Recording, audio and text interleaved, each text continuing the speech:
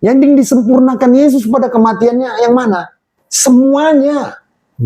Semuanya dalam perjanjian lama itu. Mulai dari moral law. Ya kan? Jadi kita ini jangan sampai nggak bisa menerima ini. Kita melampaui apa yang tersurat di dalam kitab suci. Jangan jadi ketakutan, jadi paranoid. Wih, masa iya?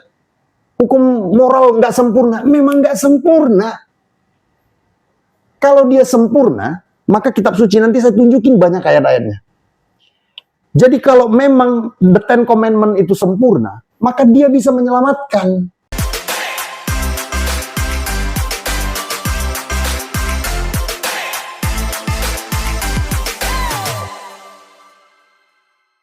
Shalom sahabat TFC, apa kabarnya? Semoga saudara baik-baik saja. Kembali kita ke meditasi Alkitab kita, pelajaran di akhir di kuartal 1 2025 dengan sangat menarik, pendeta. Ya. Jadi live dari Studio Ulubana dengan pelajaran ke-13 dengan tema judulnya itu adalah Kasih adalah Kegenapan Hukum Taurat. Ya. Wah, pembelajaran ini akan sangat daging sekali, pendeta. Ya. Banyak sekali pembelajaran, kupasan, dan juga ayat-ayat firman Tuhan dalam mendukung tema atau judul dari meditasi Alkitab ini. Baik, pendeta sehat sekali dan segar sekali, Ya. merah-merah nih gitu ya. Jadi cerah ya. Bunga-bunga. Jadi pelajaran akhir kita membuka dengan cakrawala baru dan saya yakin saudara dan saya juga akan penasaran nih seperti apa pembahasan dan tema dari kasih yang adalah kegenapan dari hukum Taurat. Baik, pendeta, saya mau bertanya karena judulnya ini sangat-sangat relate nih dengan apa yang kita bahas dalam sebulan, 2 bulan, dan bahkan dari bertahun-tahun terakhir, gitu ya.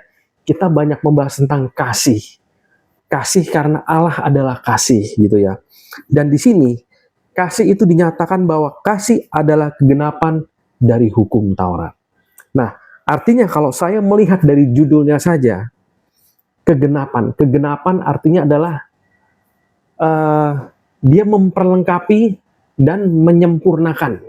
Karena kalau ganjil adalah angka yang tidak sempurna gitu ya. Ya. Dan inilah kegenapan. Nah, berarti kasih ini adalah kegenapan hukum Taurat. Artinya apa benar, pendeta? Kasih lebih tinggi dari hukum Taurat. Menurut pendeta bagaimana? Kenapa disebut kasih adalah kegenapan hukum Taurat?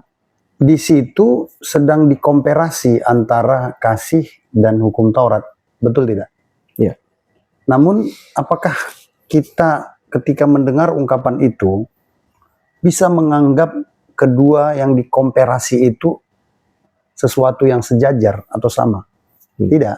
Kata menggenapi adalah itu sama dengan menyempurnakan, menyelesaikan, mewujudkan. Nah, artinya apa? Apa yang menggenapi itu berarti karena menggenapi sesuatu yang tidak sempurna, yang tidak selesai, atau yang tidak berwujud. Nah, jadi artinya ini bukan sesuatu yang sejajar, udah jelas. Kata menggenapi di situ dari kata plero, sesuatu yang semula masih dalam nilai tertentu. Tapi kemudian tiba waktunya, datanglah sesuatu yang membuat nilai sesuatu itu menjadi naik, menjadi sempurna, menjadi selesai, dan menjadi terwujud. Berarti hukum Taurat itu sesuatu yang belum sempurna, yang belum selesai, yang belum ada wujudnya. Maka kasihlah yang menyempurnakan. Nah, sekarang begini, kalau begitu, kalau sudah ada yang sempurna, ada yang sudah completed, ada yang perfect, ada yang terwujud. Apa masih pakai yang tidak sempurna? Seharusnya tidak ya? Ya seharusnya tidak. Ya. Itu memang karena itu yang ditunggu-tunggu gitu. Nah, artinya gini, di dalam sesuatu yang sempurna itu, yang tidak sempurna itu sudah ada. Gitu. Sebaliknya, di dalam yang tidak sempurna itu, yang sempurna itu tidak ada. Paham ya? Iya. Lalu kalau sudah menyadari kondisi ini, Apa iya kita masih berkiblat kepada yang tidak sempurna? Ya tidak. Gitu. Oke. Seperti itu kira-kira. Baik. Saya sekilas saja dari 10 hukum itu beberapa banyak larangan demi kebaikan lah pasti pendeta. Sebenarnya tentu saja tidak ada yang salah dengan hukum itu dong ya. Itu baik adanya, benar ya? Ya, itu diberikan ketika kondisi orang Israel benar-benar tidak bisa membedakan antara yang baik dan yang jahat, tangan kanan dan tangan kiri. Mereka itu pada waktu menerima itu, mentalitas mereka adalah mentalitas budak yang telah terjajah selama bertahun-tahun lamanya. Mereka nggak pernah beriman dan menyembah Allah yang hidup, Allah yang benar, Allah yang sejati. Jadi mereka melakukan segala sesuatu hanya untuk hidup pada hari itu. Ya, kita bayangkan budak. Apapun bayangan kita tentang budak pada hari ini, itu pasti akan lebih buruk dibanding yang dulu. Pada saat melihat kondisi ini, pada waktu orang Israel menerima ini. Nah, jadi sesuatu yang buruk, bagaimana mentalitas seperti itu? Ya, Allah mau mengingatkan janjinya kepada orang Israel. Jadi sebelumnya Allah kan berjanji kepada Adam, kepada Nuh, kepada Abraham, Ishak dan Yakub. Janji itu apa? Janji tentang seorang pembebas dari pihak Allah akan datang. Allah mau mengingatkan janji itu, tapi kepada versi manusia atau generasi yang sangat bobrok, sangat buruk, mentalitasnya sama seperti budak. Tentu beda dong, Yon. Kalau kita ngomong nih sama orang yang educated, ya kan, orang yang sekolah, katakanlah sarjana, apalagi master mungkin, atau apalagi doktor mungkin, tiba-tiba orang yang nggak ada sekolahnya, beda kan? Beda. Kita pasti akan mengatur bahasa kita, diksi-diksi kita, pilihan kata kita. Bahkan kadang-kadang kita sadar bahwa orang yang menerima ucapan kita itu belum tentu mengerti sepenuhnya. Kita mungkin akan putar-putar dulu, mungkin harus ke kiri dulu, ke kanan dulu, ya kan? Atau mungkin dia kehilangan konsentrasi nih. Orang-orang seperti ini, orang-orang yang buruk pendidikannya, ya kan, buruk mindsetnya, biasanya dia sulit berkonsentrasi, ya kan? Nah, coba apa yang kita lakukan kalau kita lagi ngomong nih sama orang yang sulit berkonsentrasi? Ya, kadang-kadang kita harus gunakan konsekuensi-konsekuensi tertentu. Come on, halo. Siapa yang dapat ini nanti, oke, saya kasih upahnya. Tapi kalau nggak dapat nanti saya hukum ya. Begitu ngomongnya. Itulah keadaan bangsa Israel ketika menerima janji itu. Jadi janji yang diberikan Tuhan kepada bangsa Israel pada waktu di tanah perbudakan Mesir itu adalah suatu keadaan yang sangat buruk mentalitasnya. Sehingga beginilah cara Tuhan berkomunikasi. Jadi kalau kita ngomong sama anak-anak, kita harus ngomong seperti anak-anak, betul nggak? Iya. Kalau kita ngomong sama orang dewasa, berarti kita harus sesuaikan dengan kapasitas orang dewasa. Iya. Betul nggak? Betul. Kalau kita ngomong sama seorang budak, ya kita harus kapasitaskan seorang budak. Jadi perjanjian yang tersurat itu adalah perjanjian kepada budak. Itu bahasa Tuhan mengikuti mentalitas hasil dari perbudakan itu. Jadi bahasa Tuhan itu bahasa untuk budak. Sekarang gini, kalau kita ngomong sama hewan, ya harus dengan bahasa hewan. Iya kan? Iya. Jadi alam pikir sesuatu objek yang kita ingin komunikasikan sesuatu harus disesuaikan. Nah, sekali lagi pada waktu mereka menerima janji itu di Sinai, itu baik buat mereka pada waktu itu. Iya. Memang cocok. Kalau nanti Tuhan ngomong seperti dia ngomong kepada Abraham, nggak nyambung. Nggak ada iman ini orang Israel ini, nggak ada iman. Abraham sekali dibilang, nanti ya aku akan mengirim pembebas dari keturunanmu. Itu janji. Abraham tuh langsung telinganya itu, waduh, seperti mendengar musik dia. Ya kan? Dia langsung di kedalaman batin jiwanya tumbuh benih-benih keyakinan, percaya. Dia katakan, aku akan melihat itu nanti. Aku percaya dia datang. Begitu. Orang Israel enggak.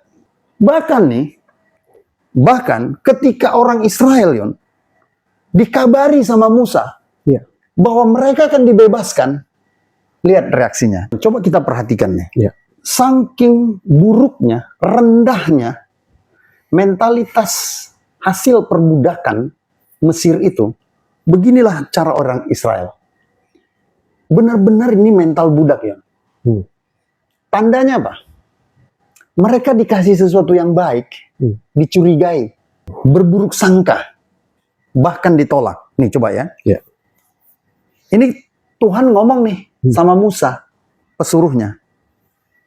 Dia bilang gini, Keluaran 6 ayat 6. Akulah Tuhan, aku akan membebaskan kamu dari kerja paksa orang Mesir. Tuh, melepaskan kamu dari perbudakan mereka dan menebus kamu dengan tangan yang teracung dan dengan hukum-hukuman yang berat. Aku akan mengangkat kamu menjadi umatku dan aku akan menjadi Allahmu supaya kamu mengetahui bahwa akulah Tuhan Allahmu yang membebaskan kamu dari kerja paksa orang Mesir. Cuma satu mimpinya orang Israel pada waktu itu. Mereka jangan lagi disuruh kerja paksa. Boleh jadi mereka ditawan, tapi tolong jangan dikerja paksa. Karena kerja paksa ini artinya mereka bekerja habis-habisan hanya untuk makan saja. Hanya untuk bertahan hidup. Mereka nggak pernah bisa menyimpan sesuatu dari hasil pekerjaan mereka. Mereka nggak bisa menikmati sesuatu dari pekerjaan mereka. Inilah yang membuat orang itu menjadi mentalitasnya sangat rendah. Nah, coba lihat ayat ke-7, nih, ayat ke-8.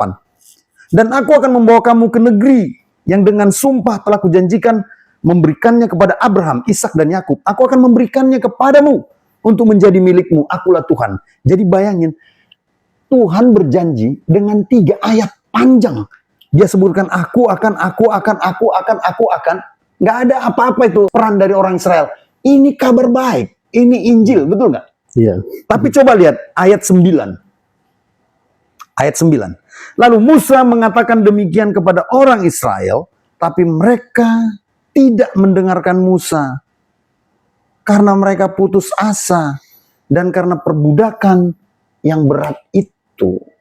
Jelas ya? Bisa dapat kronologinya kan? Iya. Bayangin kabar baik yang indah itu. Yang pernah dia sampaikan kepada Abraham, Ishak dan Yakub. Tuhan ulangi sebetulnya dengan bahasanya.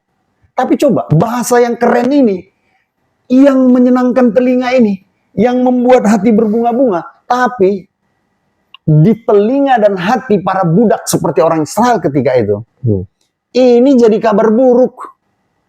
Saya sudah pernah menjelaskan ayat 9 ini, istilah dari putus asa. Itu shorten breath. Napas yang pendek. Karena dari perbudakan yang berat itu. Jadi mereka nggak dengarkan itu. Jadi di skip saja gitu ya? Di skip. Karena sudah tertekan gitu mungkin mereka. Ya, nanti kalau baca artikel saya, karena mereka, jadi breath, nafas mereka, itu nggak mereka gunakan untuk ibadah setiap hari. Yang ada untuk bekerja, tapi hasil pekerjaannya pun nggak untuk dirinya. Untuk Firaun, untuk rakyat Mesir. Begitu terus setiap hari. Mereka melahirkan generasi mereka, turunan mereka, begitu juga terus. Bayangin. Orang kalau diperlakukan seperti itu, saya mau tanya, sebetulnya jiwa mereka akan seperti apa? Seperti binatang, ya.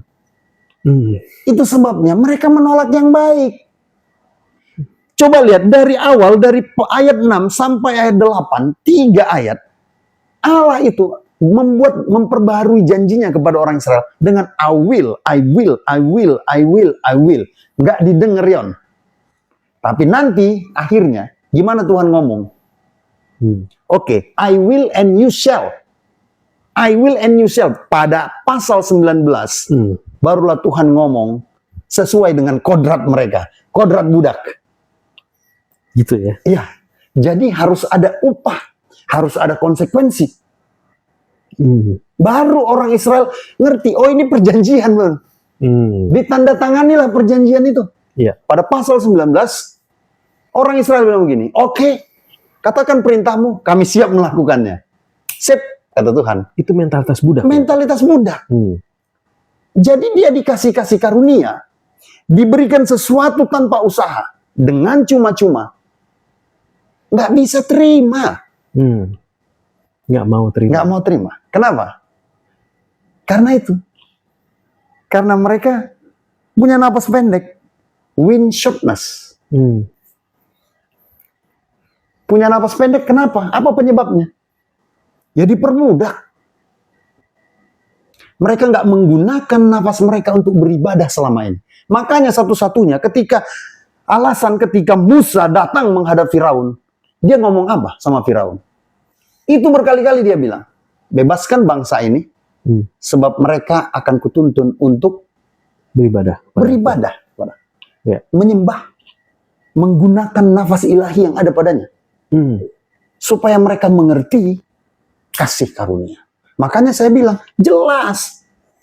Nafas itu ada hubungannya dengan penerimaan kita terhadap Injil kasih karunia. Oke. Begitu. Oke, pendeta, saya mau bertanya. Artinya background dari yang pendeta sampaikan bahwa Tuhan ini ingin menganugerahkan kasih karunia di awal pada bangsa Israel. Ya. Tapi bangsa Israel menolak. Dan Tuhan berprasangka buruk tepatnya. Dan Tuhan tidak memaksakan gitu. Tidak maksa. Jadi dia oke, ya udah dibiarkan gitu ya. Pada akhirnya perjanjian itu sebenarnya seperti seorang budak, dan orang Israel harus mengerti bahasa yang seperti itu. Ya. Ketika saya kasih, baru kamu akan terima. Ya. Lakukan ini, baru kamu akan diberkati. Gitu. Cuma satu bahasa yang mereka ngerti kalau membuat satu perjanjian atau satu klausul dengan mental budak. Do good, get good. Do bad, get bad. Setelah dibuat begitu, mereka ngerti. Mental budak. Nah, kenapa saya bilang ini menyinggung tentang semua pesan moral kita beragama. Kalau beragama kita masih di level do good, get good, do bad, get bad. Kita berbuat baik untuk mendapatkan pahala. Dan kita tidak berbuat buruk karena takut oleh neraka. Kita sama mentalnya dengan mental budak. Jadi kalau kita menyembah Allah kita hanya karena ingin surganya, ya kita nggak ada bedanya dengan orang Islam. Dan atau kita menjauhkan apa yang dilarangnya hanya karena takut nerakanya. Itulah mental budak. Gitu. Makanya kalau kita baca Galatia pasal 2, pasal 3 ayat 24 kalau nggak salah. Jadi hukum Taurat adalah penuntun bagi kita sampai Kristus datang supaya kita dibenarkan oleh iman. Jadi penuntun di situ paidagogo. Paidagogo artinya budak yang mencambuk anak-anak. Dulu orang Israel itu menyewa atau mempekerjakan para budak untuk menjaga anak-anak mereka. Tapi ini orang Israel yang bangsawan ya, yang mampu membeli budak. Jadi ada budak khusus, dia pakai alat pemukul itu. Alat pemukulnya itu bisa seperti inilah, tongkat-tongkat kecil. Tongkat kecil itu untuk supaya menjaga anak kecil itu untuk tidak melenceng ke kiri dan ke kanan.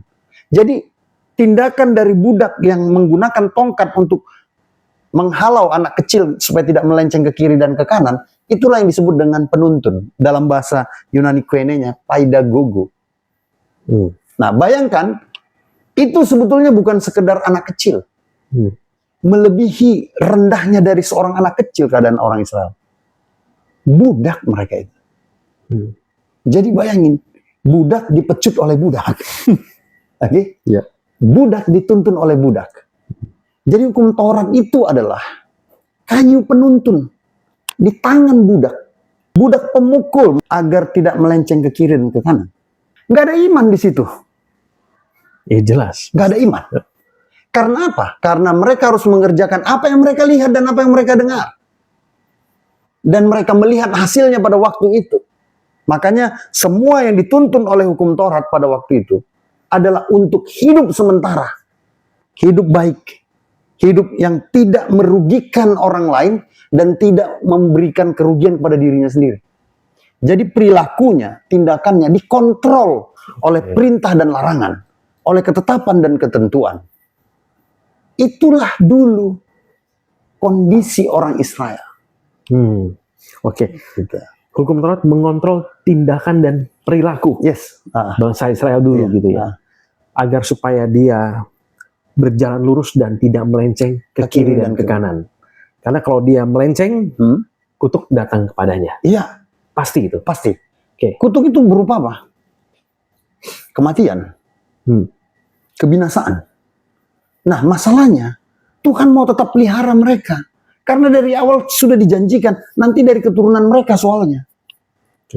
Dari keturunan mereka. Jadi kalau mereka punah oleh kebinasaan, oleh kematian, kan Tuhan nggak jadi mewujudkan perjanjiannya. Makanya ditaruhlah hukum Taurat. Karena banyak sekali hal yang berpotensi untuk membuat bangsa itu punah. Peperangan misalnya, wabah, sampar, sakit penyakit, kebobrokan moral, kejahatan, ya kan? Bahkan mereka nggak tahu apa yang baik untuk mereka melalui kebersihan, sanitasi, ya kan? Mereka makan dan minum aja, mereka nggak tahu makan dan minum apa yang membuat mereka harus hidup dengan baik. Mereka nggak tahu, maaf ya, sampai begini ya. Untuk berkadah hajat saja, untuk buang air besar mereka harus diatur oleh Torah. Karena mereka kalau dibiarkan, budak ini nggak tahu yang terbaik untuk dirinya, apalagi untuk orang lain. Sampai buang air besar aja diatur oleh Torah. Iya. Diberikan perintah dan larangannya, diberikan ketetapan dan ketentuannya.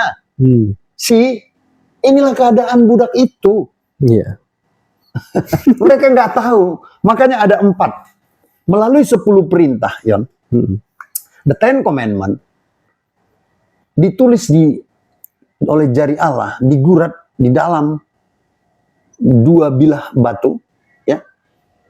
Diberikanlah itu, ya, kepada bangsa Israel. Nah, melalui Musa.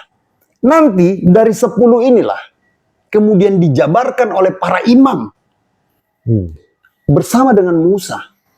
Jadi setelah dari penerimaan itu, dibuatlah penjabarannya.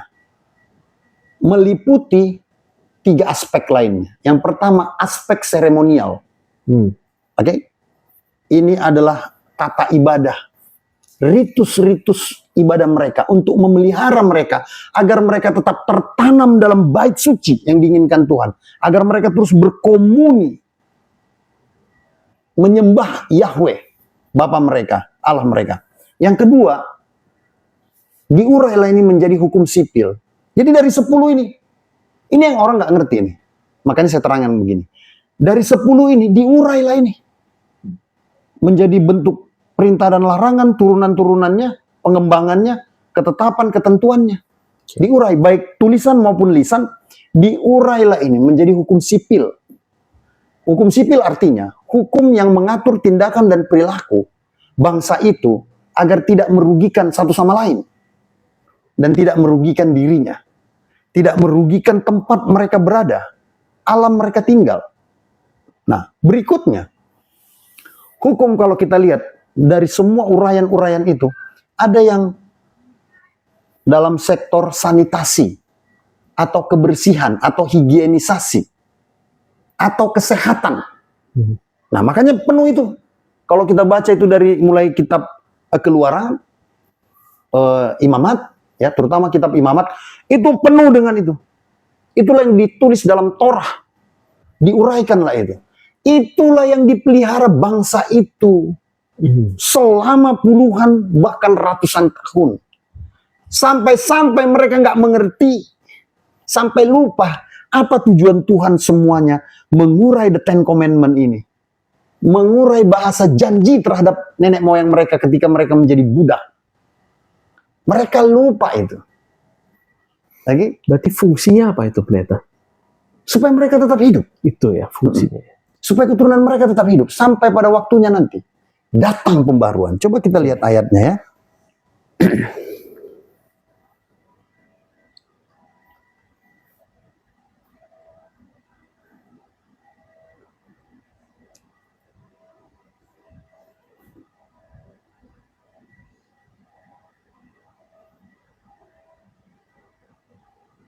Nah, coba ini ya.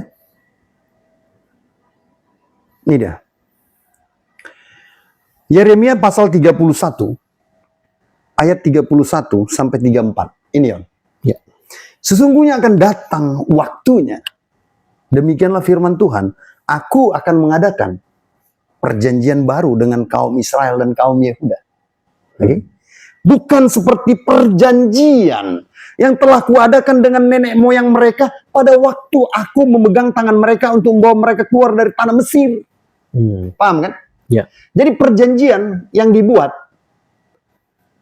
oleh Allah dengan nenek moyang bangsa Israel pada waktu dikeluarkan dari tanah Mesir, udah usang, nggak gitu lagi. Nah, sekarang kita lihat, nanti lihat. Perjanjianku itu telah mereka ingkari. Oke. Meskipun aku menjadi Tuhan yang berkuasa atas mereka, demikian firman Tuhan. Ayat 33. Tapi beginilah perjanjian yang kuadakan dengan kaum Israel sesudah waktu itu.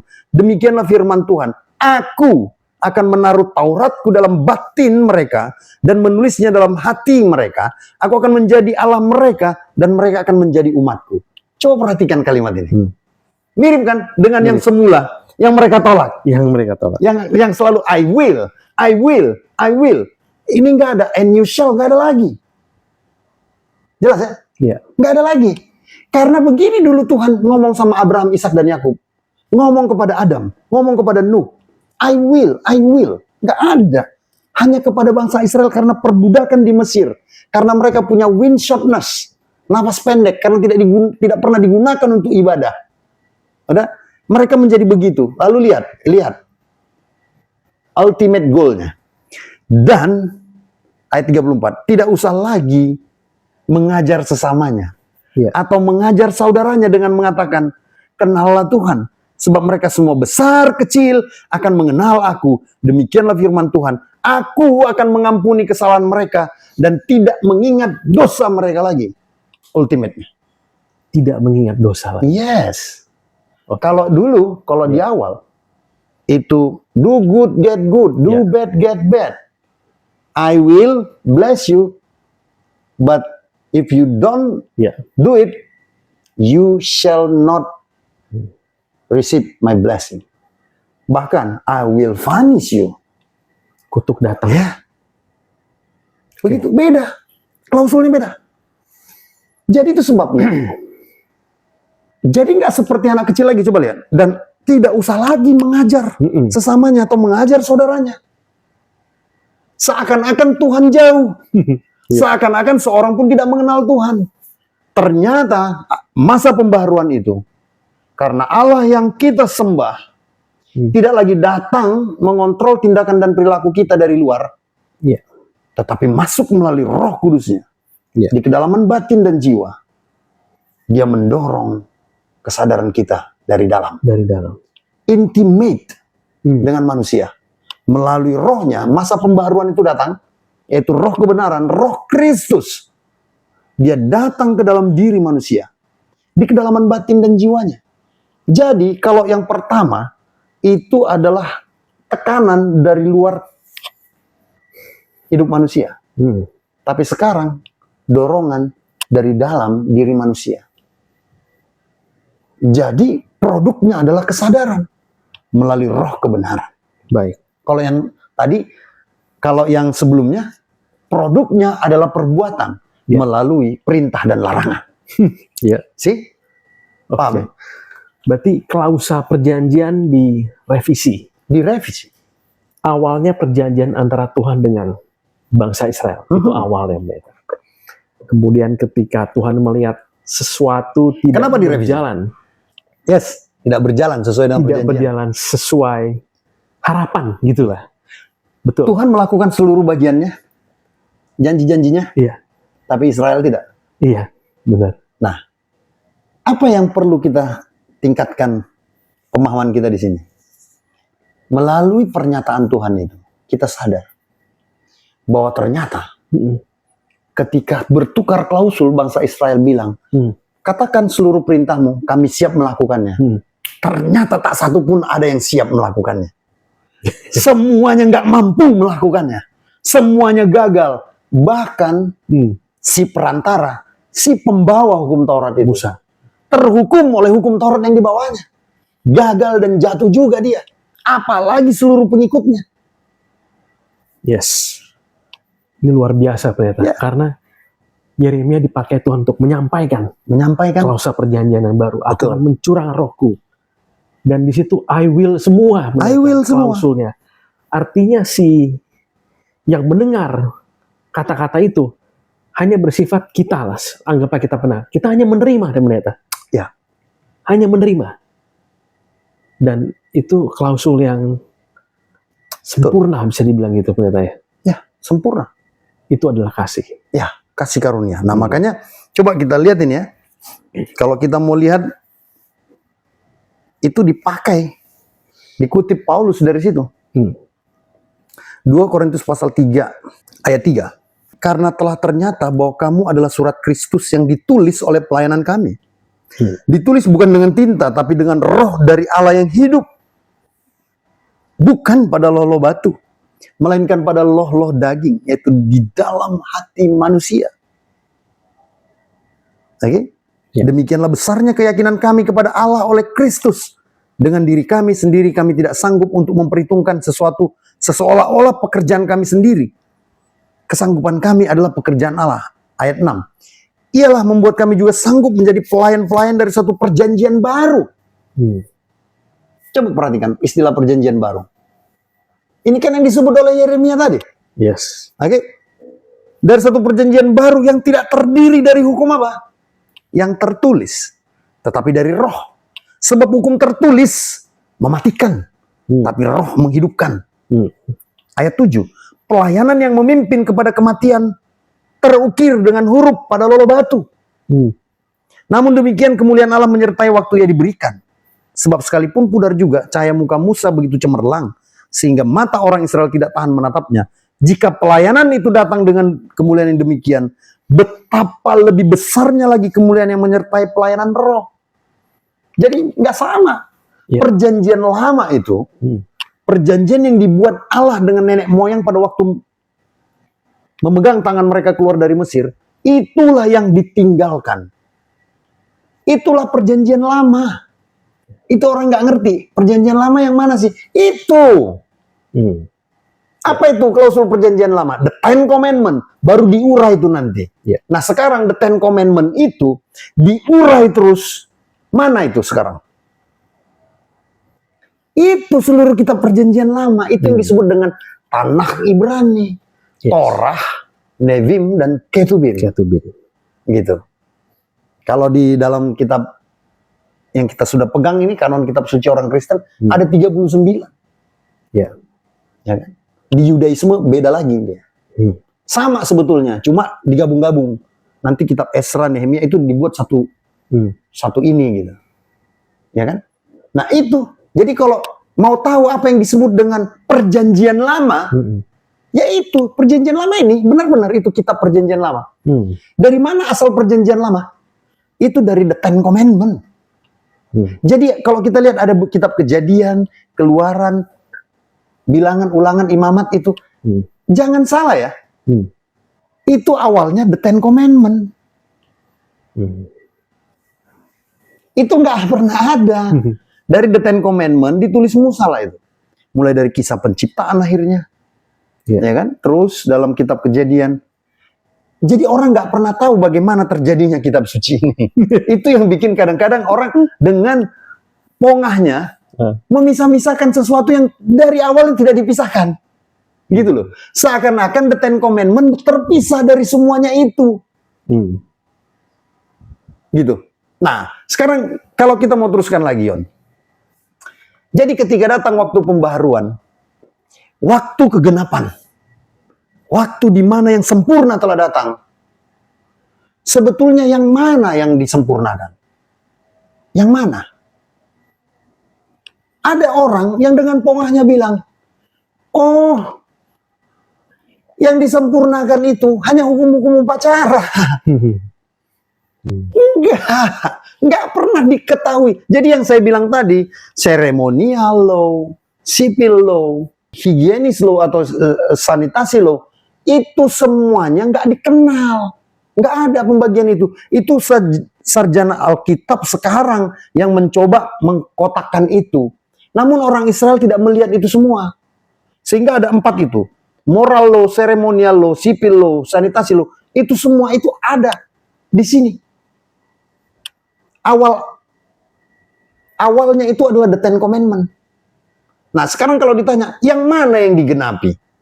Yang mana yang disempurnakan? Yang mana? Semuanya. Jadi bukan hanya seremonial law. Itu bukan malah hukum utama itu. Yang terutama itu moral law. Jadi yang mana yang disempurnakan Yesus? Oleh kematiannya. Maaf, sekali lagi. Penyempurnaan itu puncaknya adalah pada waktu Yesus mati. Nanti saya terangkan. Yang disempurnakan Yesus pada kematiannya yang mana? Semuanya. Semuanya dalam perjanjian lama itu. Mulai dari moral law. Ya kan?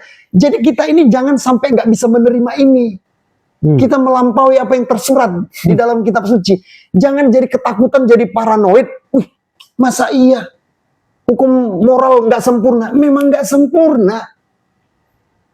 Kalau dia sempurna, maka kitab suci nanti saya tunjukin banyak ayat-ayatnya. Jadi kalau memang the Ten Commandment itu sempurna, maka dia bisa menyelamatkan. Nggak bisa. Jadi kalau dikatakan hukum moral itu tidak sempurna, nggak usah gelisah, nggak usah khawatir, nggak usah seakan-akan ini akan ada kiamat nanti. Enggak. Memang dia tidak sempurna, jadi kasih karunia Yesus Kristus lah yang menyempurnakan. Baik. Di kayu salib.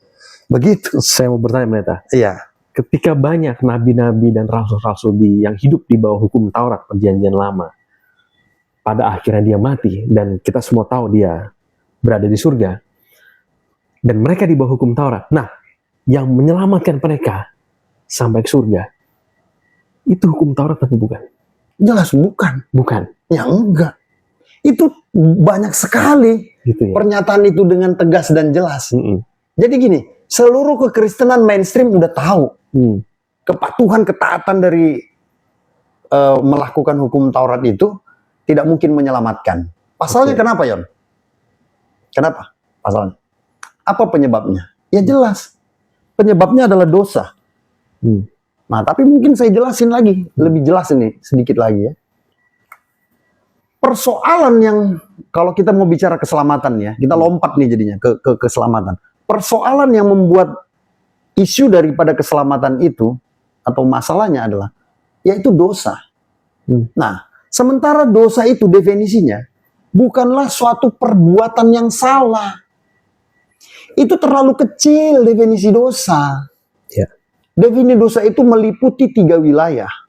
Yang pertama memang iya, betul.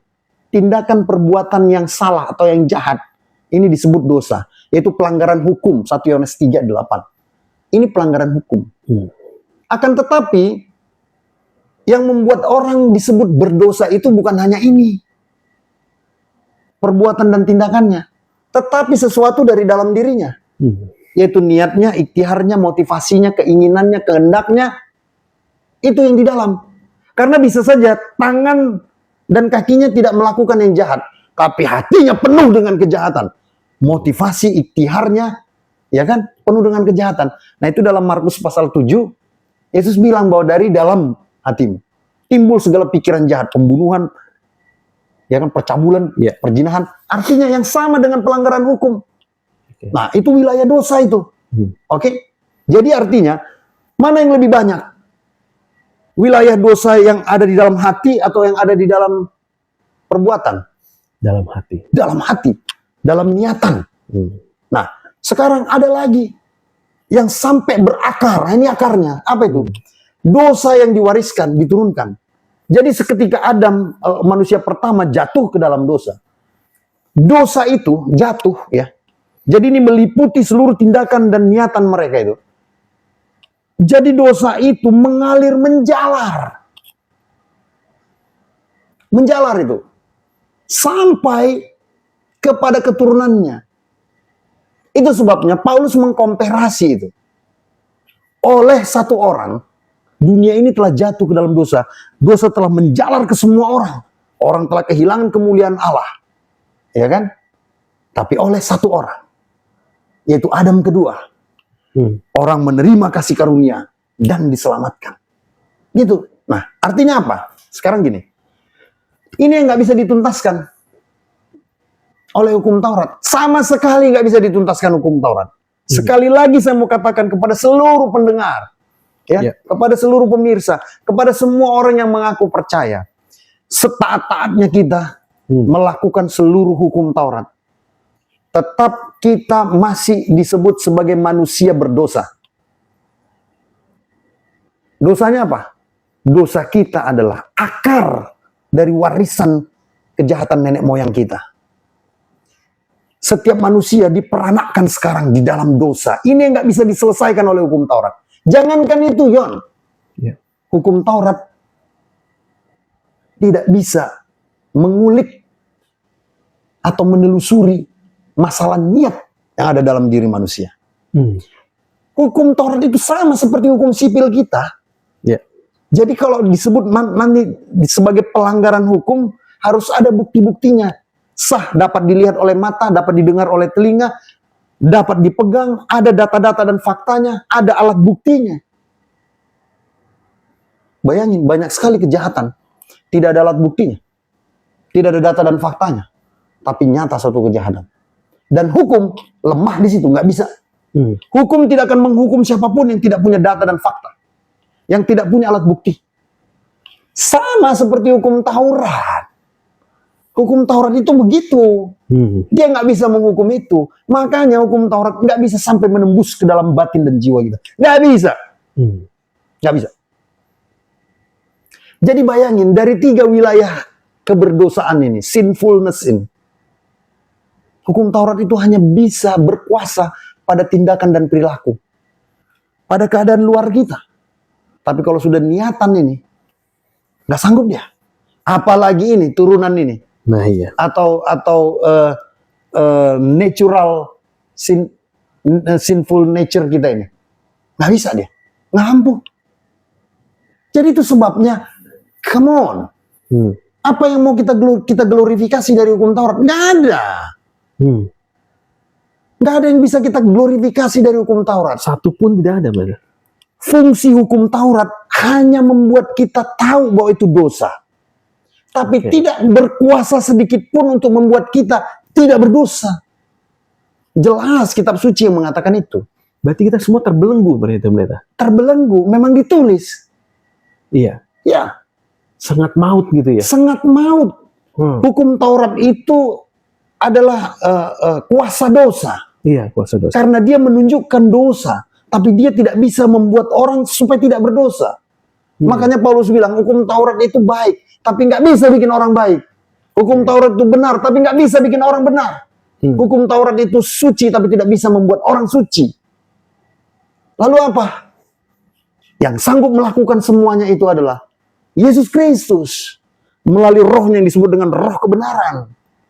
Roh Kudus datang ke dalam hati manusia. Yes. Ya kan? Banyak hal yang dikerjakan oleh Roh Kudus ini yang membuat kita naik level. Bukan sekedar kita bisa mengontrol niatan hati kita, tapi menaikkan taraf hidup kita. Kualitas kita. Kenikmatan hidup kita. Begitu. Berarti itulah yang melampaui dari hukum Taurat. Melampaui itu. Jauh nih, pendeta. Terlalu jauh, langit dan bumi. Dan lebih mulia juga. Ya. Apa yang mau kita komparasi di situ? Ya. Ciptaan dengan pencipta, bukankah langit dan bumi itu? Itu hukum Taurat itu adalah ciptaan. Lalu kita komparasi dengan kasih karunia, sang kasih karunia. Yes. Roh kebenaran, yaitu pencipta itu sendiri. Jauh. Karena hukum Taurat sifatnya membelenggu, pendeta, membelenggu hidup manusia, bahkan menjadi dalam suatu dosa keturunan. Sang kasurnya datang untuk melepaskan belenggu itu. Jadi kita akan menjadi orang merdeka. Betul. Itu maksudnya. Ya. Karena harus ada entitas yang melampaui itu. Maka satu-satunya dapat menjangkau ke dalam wilayah terdalam dan terluas adalah Allah sendiri. Ya. Gitu ya. Melalui Tuhan Yesus, inkarnasi sebagai manusia, itu untuk menyelesaikan dan membebaskan dari tuntutan dosa, gitu ya. Betul. Oke. Hanya Yesus yang sanggup menyempurnakan hukum Taurat yang sama sekali belum sempurna, gitu pendeta ya. Ya. Artinya ketika Tuhan Yesus saat dalam penyalipan, ketika dia berteriak dan dia mengatakan dengan nyaring tetelestai, itu artinya benar-benar hukum Taurat sudah finish, pendeta. Yes. Itu finish ketika Yesus disalib. Jadi padan kata dari sempurna, selesai, terwujud. Padan kata dari plero itu adalah telos atau teloi. Ya. Ya. Itu sama dengan itu. Itulah yang diucapkan Yesus. Ya. Itu yang diucapkan Yesus ketika di kayu salib. Dia berteriak, tetelestai. It is finished. It is complete. Completed. It is perfect. Artinya, manusia yang seharusnya dihukum oleh seluruh keberdosaannya itu. Sekarang dosa itu, penghukuman itu dijatuhkan kepadanya di atas kayu salib, ke dalam darah dan dagingnya, ke dalam tubuhnya. Jadi keadilan oleh hukum Taurat itu, oleh penghukuman itu, oleh upah kejahatan itu, ditimpakan ke dalam tubuh Yesus, ke dalam darah dan dagingnya, untuk membayar kematiannya. Kematian siapa? Kematian orang-orang yang berbuat jahat dan berdosa. Nah, di satu sisi, punishment atau hukum yang ditimpakan kepada Yesus Kristus itu, dia berdua wajah. Satu wajah itu adalah satu wajah penghukuman, tapi satu wajah lagi adalah karena kasih kecintaan. Artinya dia lakukan itu. Dia yang menerima sengat maut karena cintanya agar manusia tetap hidup dan tidak terhukum. Jadi dua wajah sekaligus kita lihat, yaitu kasih dan keadilan Allah bercium-ciuman di atas kayu salib. Oke. Arti keadilan Tuhan itu Ya, melalui dialah sendiri pada akhirnya, pendeta. ya betul. Karena memang seperfect apapun kita, seandainya kita bisa melakukan hukum Taurat, itu tidak akan pernah kita mampu melakukan semuanya. Dan saya yakin, pendeta, si jahat atau iblis akan bermain di pusaran itu tuh, pendeta. Ya, Dia akan menghakimi kita, betul. pasti. Oleh karena kita tidak melakukan hukum Taurat mungkin. Kamu melanggar perintah ke-1. Iya. Kamu layak mati. Kamu melanggar perintah ke-6.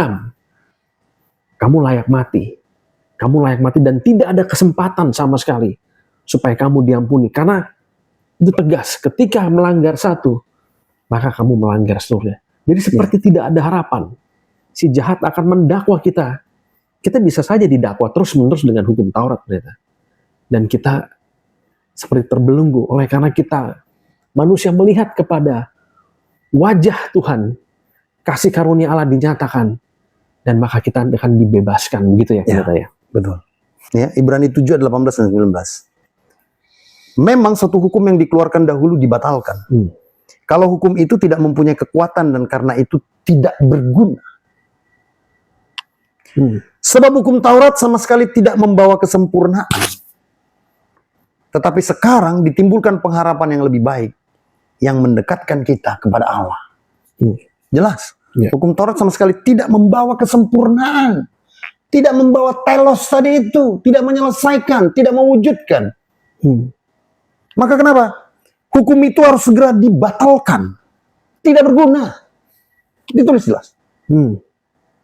Kenapa? Ya karena kenapa disebut tidak berguna? Ya jelas dia tidak bisa bikin apa-apa kalau bicara tentang keselamatan kekal. Yes. Tapi kalau hanya kontrol tindakan perilaku, berguna. Ya berguna. Ya berguna bagi siapa? Bagi orang-orang jahat.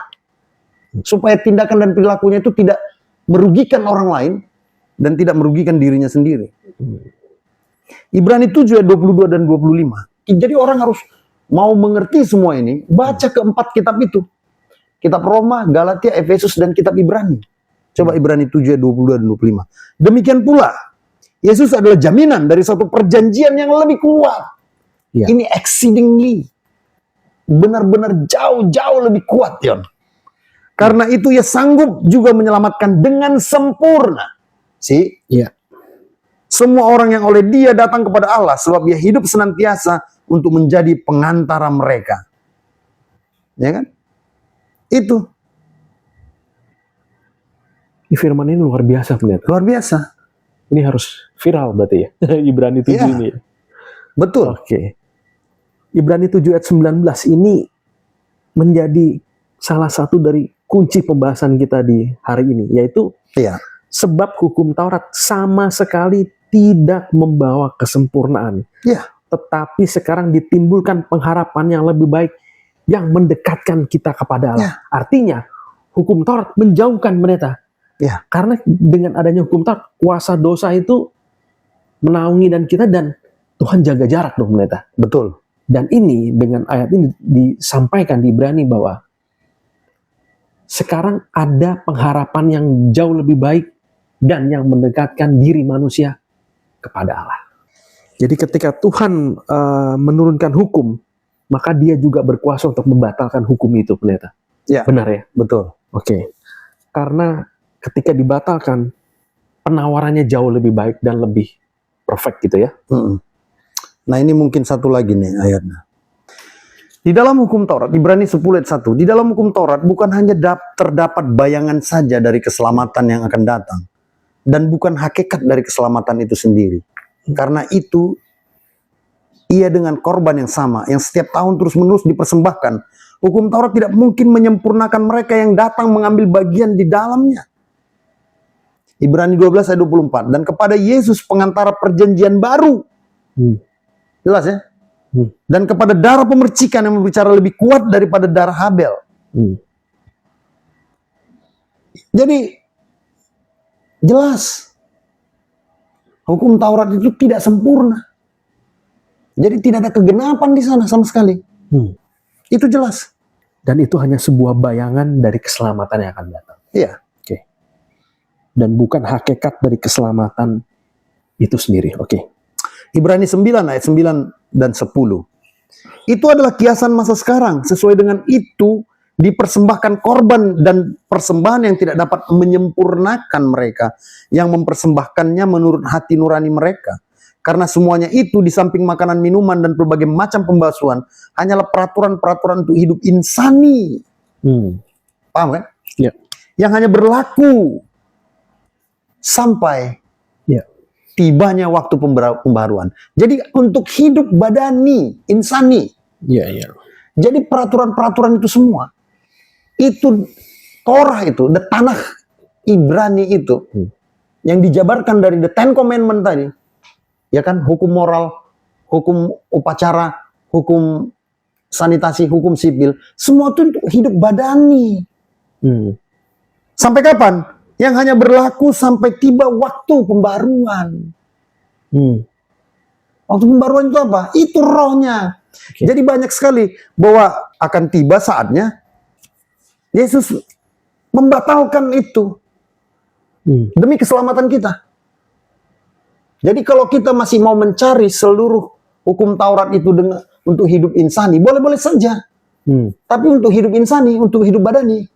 Tapi kalau bicara tentang keselamatan kekal kita dan kualitas hidup kita, di mana roh bekerja melalui iman kita, ya kita harus hidup dengan roh yang membaharui, roh pembaruan. Itu yang harus dimengerti. Artinya hukum Taurat tidak memiliki peran apapun untuk keselamatan manusia. Sama sekali tidak ada perannya. Sama sekali tidak ada. Memang dia hanya untuk tindakan dan perilaku, untuk hidup insani. Yesus Kristus membatalkan. To abolish, to cease, to terminate. Hukum Taurat dengan segala perintah dan ketentuannya untuk menciptakan sesuatu yang baru di dalam dirinya. Coba kita baca ini baik-baik ya. Efesus 2 ayat 15. Sebab dengan matinya sebagai manusia, ia telah membatalkan hukum Taurat dengan segala perintah dan ketentuannya. Oke. Sekarang kalau kita mau telisik lebih dalam, apa sih yang dibatalkan Yesus? Apa yang dibatalkan? Hanya seremonial? Enggak. Hanya sipil? Enggak. Hanya sanitasi? Enggak. Moral law. Itu namanya aja hukum moral, tapi tidak sempurna itu.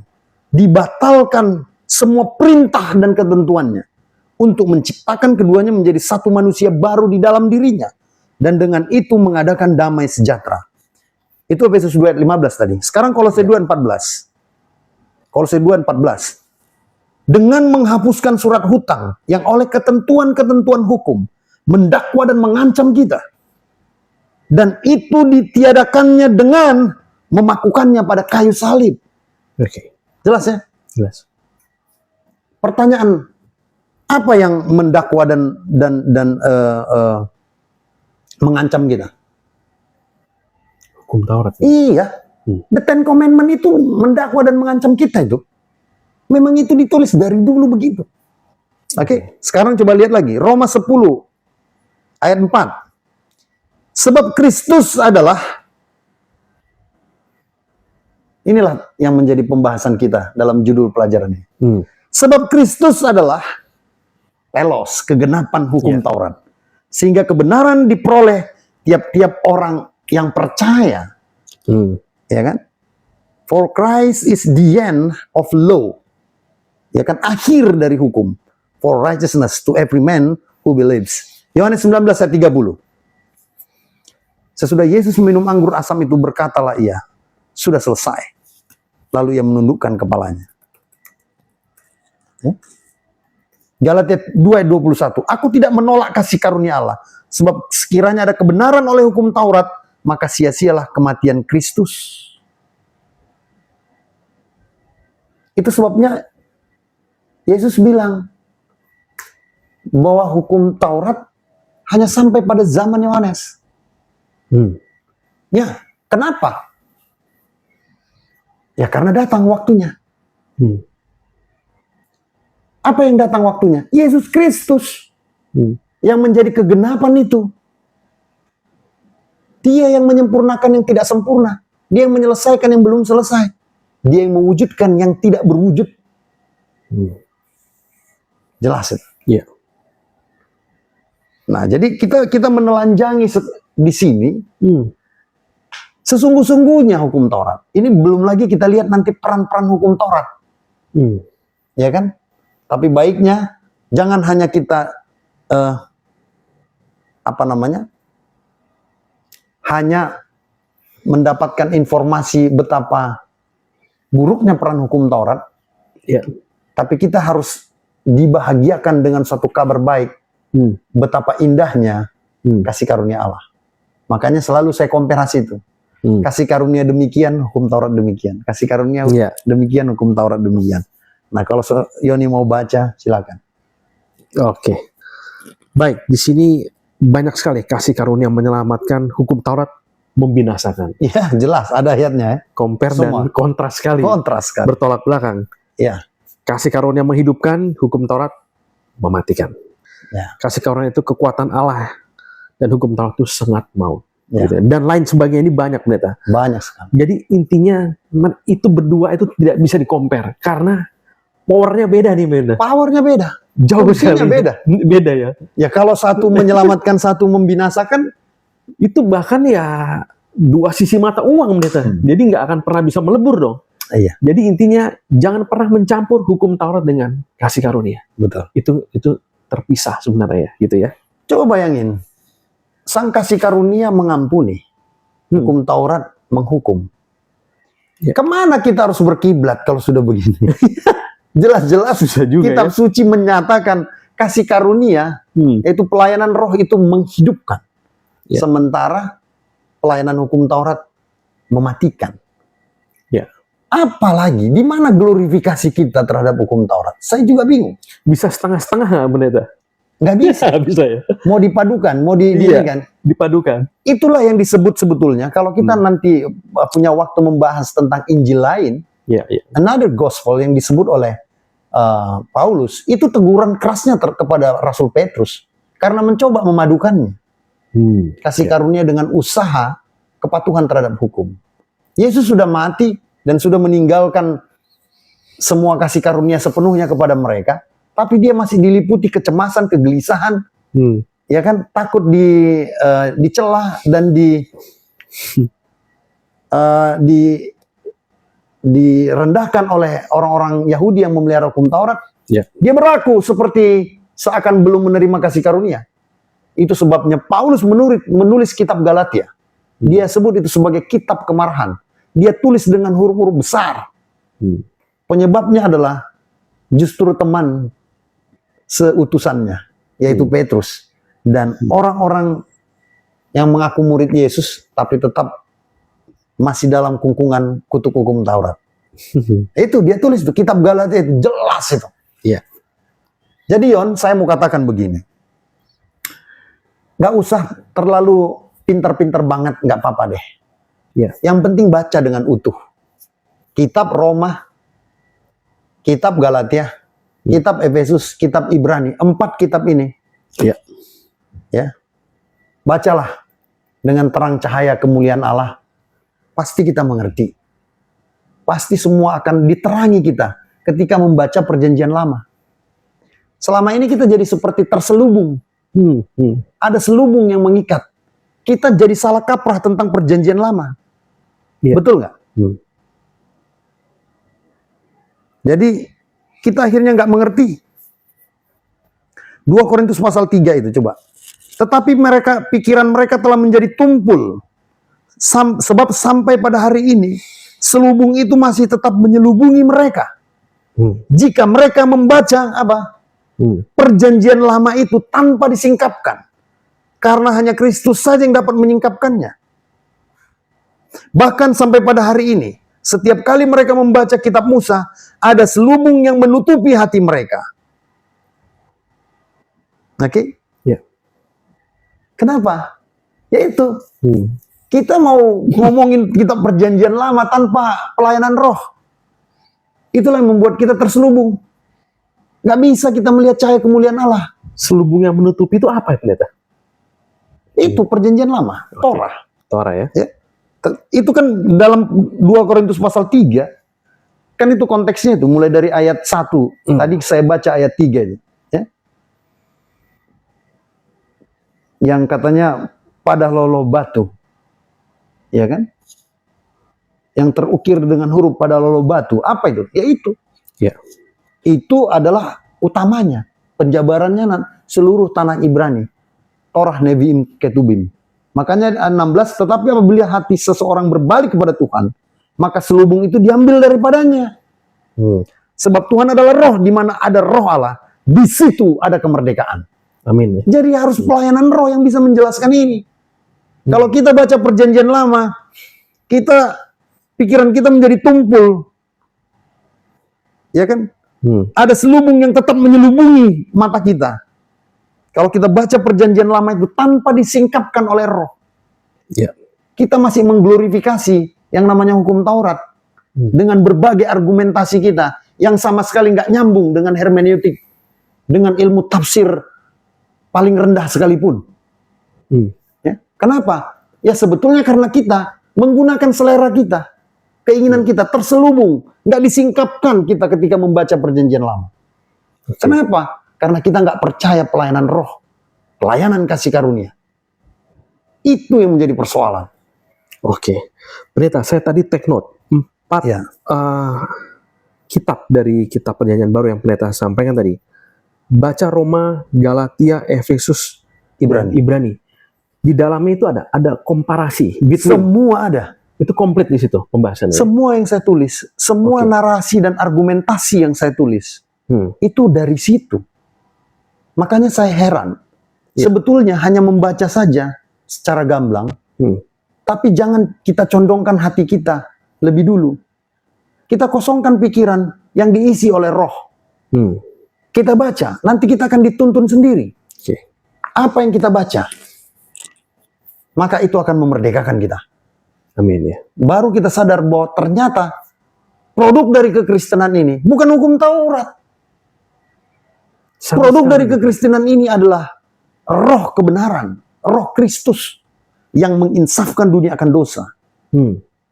Ya. Yes. Nah, mungkin kita akan belajar nanti fungsi kasih karunia. Ya. Karena di sini banyak orang ketakutan.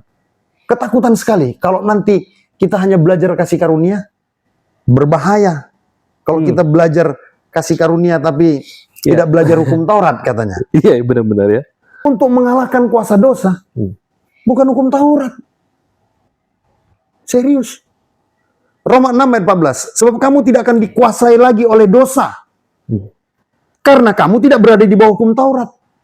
Jadi bohong yang bilang, kalau katanya kita melepaskan diri dari hukum Taurat, nanti kita berdosa. Lah ini mau dilawan nih ayat. Iya, iya. Sebab kamu tidak dikuasai lagi oleh dosa, karena kamu tidak berada di dalam hukum Taurat. Tetapi di bawah kasih karunia. Betul kan? Iya. Jelas kan? Kenapa? Karena 1 Korintus 15 ayat 56, sengat maut itu adalah dosa. Dan kuasa dosa ialah hukum Taurat. Sekali lagi, 1 Korintus 15 ayat 56, sengat maut adalah dosa. Dan kuasa dosa ialah hukum Taurat. Justru orang yang tetap dalam naungan hukum Taurat yang terus akan berdosa. Jelas kok ditulis di sini. Masa mau tafsir bagaimana lagi nih? Iya. Kita baca Kisah Para Rasul 13 ayat 38 39. Jadi ketahuilah hai saudara-saudara, oleh karena dialah maka diberitakan kepada kamu pengampunan dosa. Oke? Bicara tentang pengampunan dosa. Ayat 39, dan di dalam dialah setiap orang percaya memperoleh pembebasan dari segala dosa yang tidak dapat kamu peroleh dari hukum Musa. Oke. Jelas kan? Jelas. Jadi kita mau ngomong apa lagi? Gitu loh. Iya, iya. Roma 7 ayat 5 sampai 6. Sebab waktu kita masih hidup di dalam daging, hawa nafsu dosa yang dirangsang oleh hukum Taurat bekerja dalam anggota tubuh kita agar kita berbuah bagi maut. Tetapi sekarang kita telah dibebaskan dari hukum Taurat, sebab kita telah mati bagi Dia yang mengurung kita, sehingga kita sekarang melayani dalam keadaan baru, menurut roh, dan bukan dalam keadaan lama, menurut huruf hukum Taurat. Mau tafsir gimana lagi ini?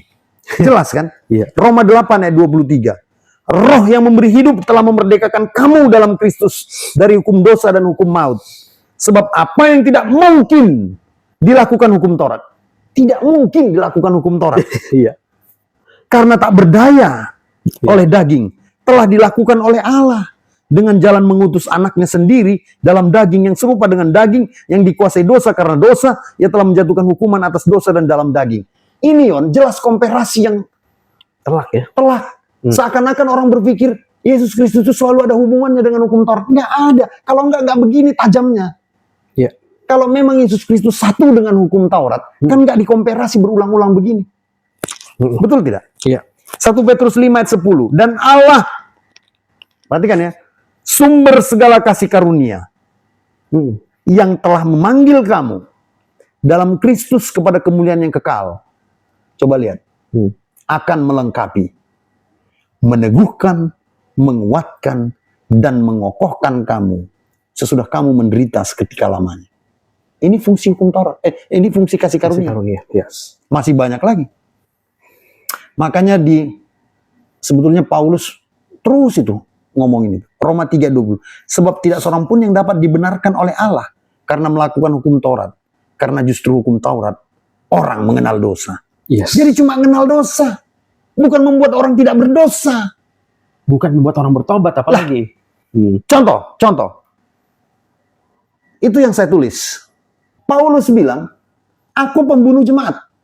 Tapi sekaligus pemelihara hukum Taurat. Jadi, Membunuh jemaat. jangan pernah berpikir bahwa orang setelah pegang hukum Taurat tidak lagi bisa menguasai ininya. Setiap orang, itulah yang dikatakan Paulus tadi. Dia pemelihara hukum Taurat, hidup di bawah hukum Taurat. Tapi sekaligus penganiaya jemaat. Iya. Satu lagi, Satu lagi. Fungsi kasih karunia. Kita mau bicara pertobatan. Roma 2 ayat 4 sampai 5. Maukah engkau menganggap sepi kekayaan kemurahannya, kesabaran dan kelapangan hatinya? Ini kasih karunia. Tidakkah engkau tahu bahwa maksud kemurahan, the goodness of God, Yes. bahwa maksud kemurahan Allah ialah menuntun engkau kepada pertobatan. Yes. Tidak ada hukum Taurat menuntun orang pada pertobatan. Tidak ada dalam kitab suci. Sama sekali pendeta. Tidak ada. Tidak ada. Tetapi oleh kekerasan hatimu yang tidak mau bertobat, nah, Iya. lihat ini ya, Mm-mm. engkau menimbulkan murka, engkau menimbun murka atas dirimu sendiri pada hari waktu mana murka dan hukuman Allah yang adil dinyatakan. Hmm. Justru hukum Taurat itu fungsinya hanya untuk menghukum Yes. dengan murka. Oke, sekarang coba Titus 2 ayat 11 dan 12. Karena kasih karunia Allah, lihat ini, yang menyelamatkan semua manusia sudah nyata. Ia, ditulis ia di situ, ia itu siapa? Sang kasih karunia. Yes. Ia mendidik kita supaya kita meninggalkan kefasikan dan keinginan-keinginan duniawi, dan supaya kita hidup bijaksana, adil, dan beribadah di dalam dunia sekarang ini. Fungsi kasih karunia. Oke, jadi dalam dunia Ya, dan kehidupan kekal. dua-duanya. Hukum Taurat Yes. hanya untuk hidup insani, Oke. tapi kasih karunia untuk keselamatan kekal dan untuk kualitas hidup hari ini. Dunia. Jadi bukan hanya sekedar hidup, tapi kehidupan yang bertumbuh dan berbuah. Jadi hukum Taurat nggak bisa bikin orang bertumbuh dan berbuah. Sekali lagi, hukum Taurat nggak bisa bikin orang bertumbuh dan berbuah. Hanya sekedar hidup untuk menjauhkan yang jahat, Ya. ya kan? Untuk menjauhkan larangan dan melakukan perintah, iya. Karena kalau hidup hanya sekedar melakukan perintah dan menjauhkan larangan, bukan berarti orang itu bertumbuh dan berbuah. Beda bertumbuh dan berbuah, beda. Nah itulah dia. Lihat, kisah para Rasul 20 ayat 32. Dan sekarang aku menyerahkan kamu kepada Tuhan dan kepada firman kasih karunia-Nya yang berkuasa membangun kamu. Ini dari kata bertumbuh dan menganugerahkan kepada kamu bagian yang ditentukan bagi semua orang yang telah dikuduskan. Nggak bisa dikerjakan ini oleh hukum Taurat, nggak bisa. Ini hanya pekerjaan kasih karunia. Ibrani 12 ayat 15. Jagalah supaya jangan ada seorang pun menjauhkan diri dari kasih karunia Allah, agar jangan tumbuh akar pahit yang menimbulkan kerusuhan dan yang mencemarkan banyak orang. Justru orang yang keluar dari kasih karunia Allah, dia akan menimbulkan apa? Kepahitan, kerusuhan, dan kecemaran. Yes. Jelas ya? Yes. Roma 6 ayat 14 jelas. Sebab kamu tidak dikuasai lagi oleh dosa, karena kamu tidak berada di bawah hukum Taurat, tapi di bawah kasih karunia. Haleluya. Terlalu banyak. Yang pasti semua ayat yang saya bacakan itu nggak bisa dilakukan oleh hukum Taurat. Sama sekali tidak bisa. Yes. So what would you be under? Under the grace or under the law? Under the grace. Yes. Di bawah sang kasih karunia. Kita hidup berkualitas, bertumbuh dan berbuah. Dan kita hidup dalam keselamatan abadi kita nanti. Luar biasa.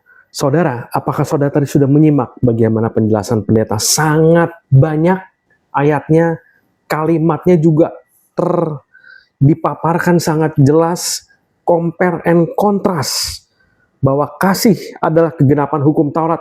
Yes, tetapi kasih karunia Tuhan di atas hukum Taurat. Bisa dibilang Jauh di atas. kasih karunia ini lebih advance. Yes. Modern teknologi bisa dibilang begitu ya. Sedangkan yang dulu adalah zaman dulu lah, jadul lah. Ya. Jadi lebih advance. Dan kita hidup di mana kasih karunia Tuhan dinyatakan. Jadi kasih karunia demi kasih karunia untuk semua orang, pendeta. Ya. Karena tadi disampaikan juga bahwa kasih karunia Allah itu menyelamatkan semua manusia.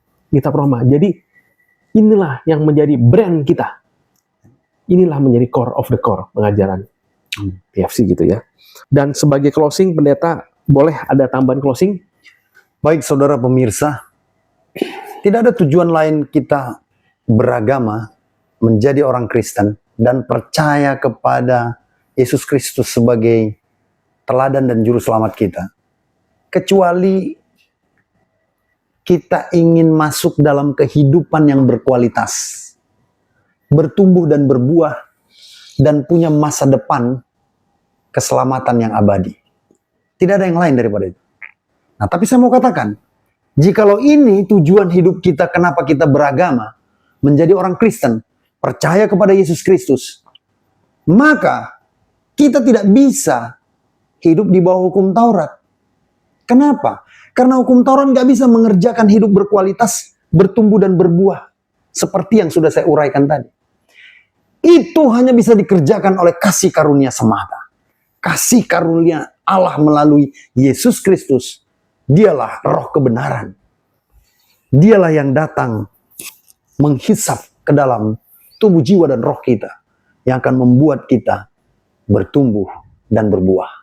Oleh benihnya, oleh firman-Nya, oleh rohnya, maka kita akan mendapati hidup yang berkualitas. Tuhan memberkati. Baik, terima kasih pendeta, dan boleh juga pimpin kita dalam doa untuk menutup pembelajaran hari ini. Tuhan, kami percaya ketika kami membaca kitab suci, firman-Mu, kami butuh roh Tuhan. Pelayanan roh yang bisa sampai menembus ke dalam jiwa dan roh kami. Agar kami mengerti, agar tersingkap di mata kami, agar tidak ada selubung yang menutupi perjanjian lama ketika kami membacanya.